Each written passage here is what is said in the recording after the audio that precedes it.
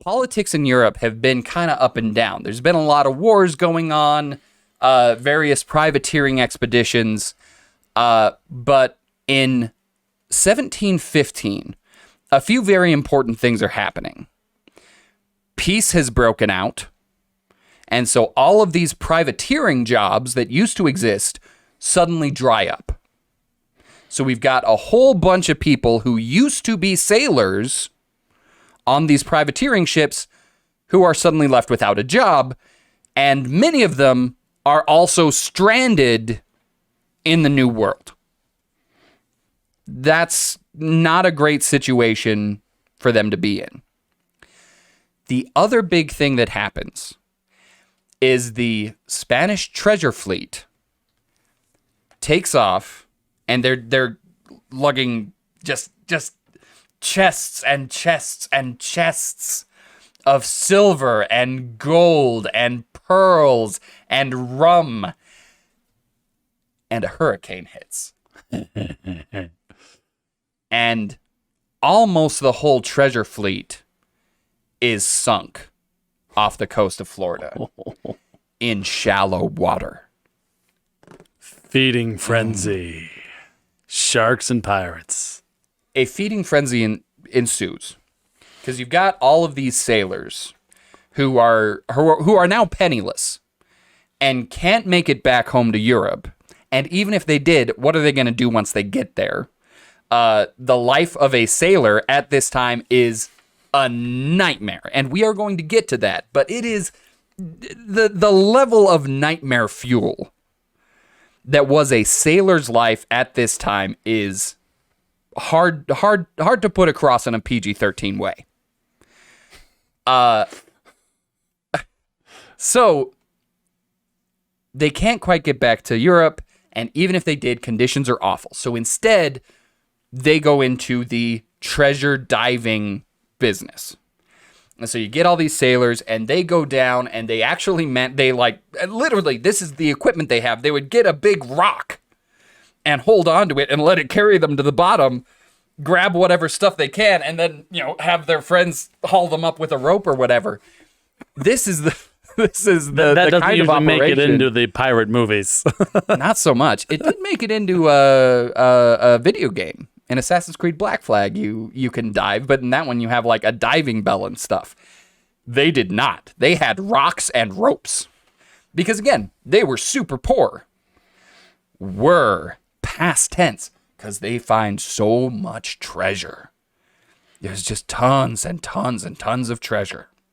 And in the middle of all this, you have two very idealistic young men, Sam Bellamy and Benjamin Hornigold, right? Young sailors, ambitious young men, and they're idealists. They have this idea that things don't have to be this way, that captains don't have to be these tyrants that beat their crew and torture their crew, that things could be better. So they go to the Bahamas with their newfound wealth to a town that had actually been destroyed by the Spanish. It had kind of gone back and forth several times. The different European powers took turns destroying this town, the town of Nassau.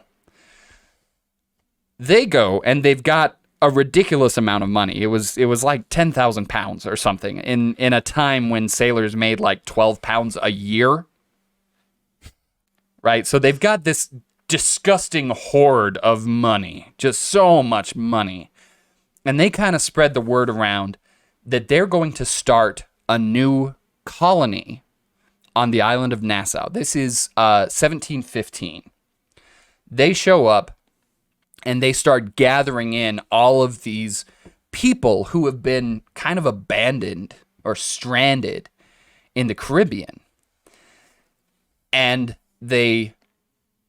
once they get all these people together, and they've got all this money, and they've started doing all this stuff, they get this idea. What if we formed a republic? right? Not a monarchy, not we don't want to have a king. We're going to have a republic where everybody can vote and where we'll set up this new idealistic world where there are no kings and no queens. And you know what? What if we paid for this republic by stealing from the European kings? Theft utopia. A theft utopia. A pirate republic. The Republic of Pirates. And they do it. And they're successful. Over the next 2 years, they cause so much mayhem with European shipping, right? They capture so much gold and so many trade goods and so much silver and cause so much destruction and cause so much discontent among the poor and especially among sailors that the King of England, at the suggestion of one Woodes Rogers, decides that he's got to do something about it. And he's engaged in other things. He's got other things that he needs his navy for. He can't commit the military resources to go and crush the Republic. But he could offer a deal. He could offer a full pardon to anyone who was willing to give up the pirate life, keep their loot, and even their weapons, but give up the pirate life and help him hunt down the rest of the pirates, would be able to come back to their lives in England as law-abiding citizens. He sends Woodes Rogers. He pulls into Nassau, tells everyone, this is the deal.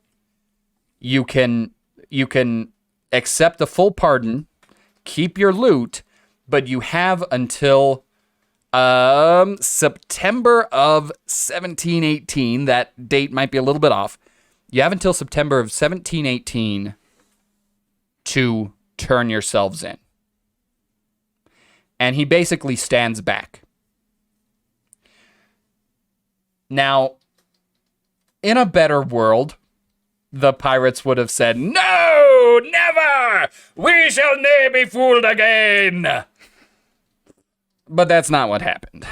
Benjamin Hornigold, the very idealist that started the Republic with Sam Bellamy, convinces about half of the pirates to accept the pardon, and they turn on the rest of them. Everybody scatters or is killed. A lot of them end up taking the pardon when they see that the Republic isn't going to recover, and things just kind of fizzle out. So really, often you'll see people refer to the Golden Age of Piracy as reaching from the 1660s to about 1730. But really, this whole story happens predominantly in 1717 and 1718, and that's it. Right? The entire Golden Age, all of these legends, right? All of this pop culture that we have surrounding pirates, all of that was generated in just 2 or 3 years. Right? If we go back as far as 1715, even though they were just kind of getting started, and go as late as 1720, we're still only looking at 5 years. But the effect that it's had on world history, on pop culture, on literature, on poetry, was astronomical. Because for just a few years, you had this group of poor, mostly uneducated people who said, what if we did things different? What if we pursued these ideals, whatever it costs us, right? Under the cover of our own courage, as Sam Bellamy put it. And you know what? They pulled it off, even if it was just for a minute. They did it. By way of a whole bunch of violence and bloodshed.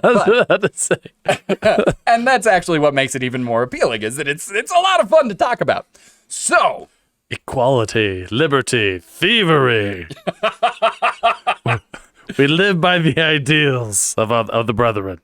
Yes.